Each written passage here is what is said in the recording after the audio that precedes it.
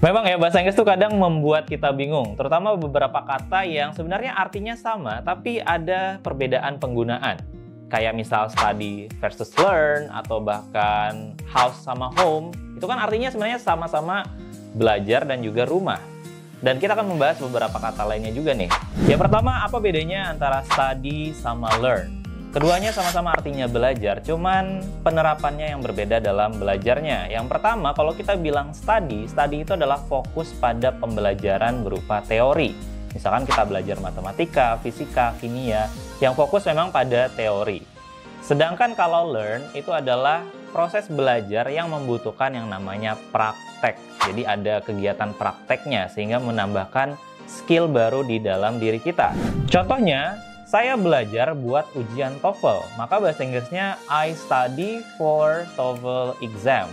Kalau learn, contohnya saya belajar naik sepeda waktu kecil. I learned how to ride a bicycle when I was a kid. Berikutnya adalah house versus home.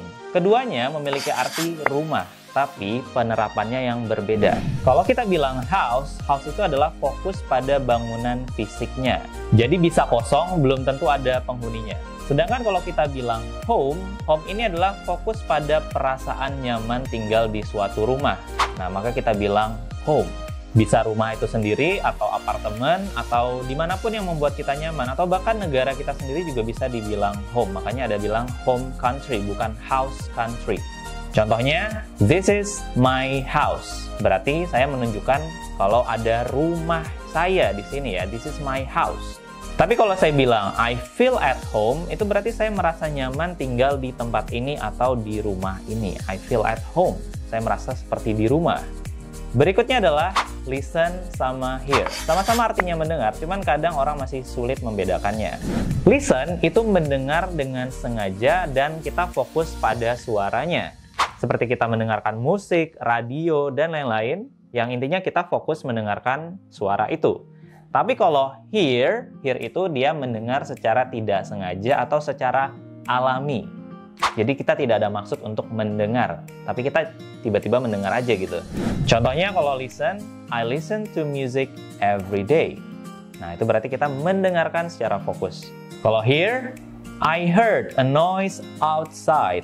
Saya mendengar suara bising di luar.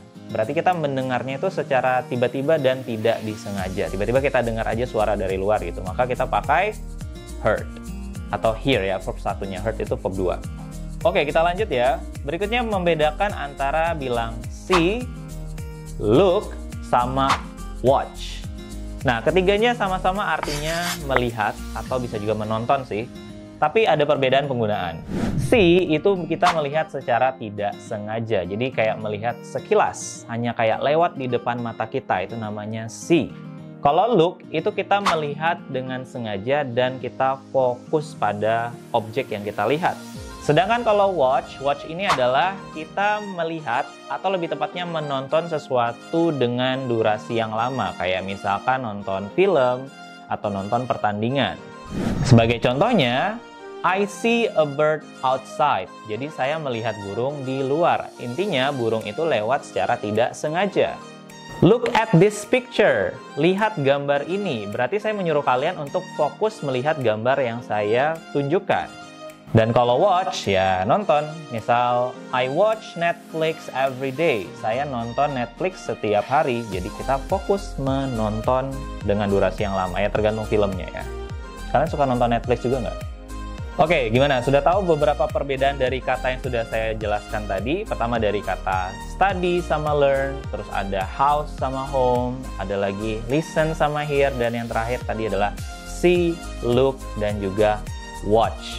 Dan semoga kalian bisa paham dengan penjelasannya. Jadi kalau kalian masih ada beberapa kata yang masih membingungkan untuk dipahami, boleh tulis di kolom komentar dan kita akan bahas di video berikutnya. So thank you so much for watching. Don't forget to like, comment, and subscribe this video, and see you in the next video. Jago Bahasa, impactful fun.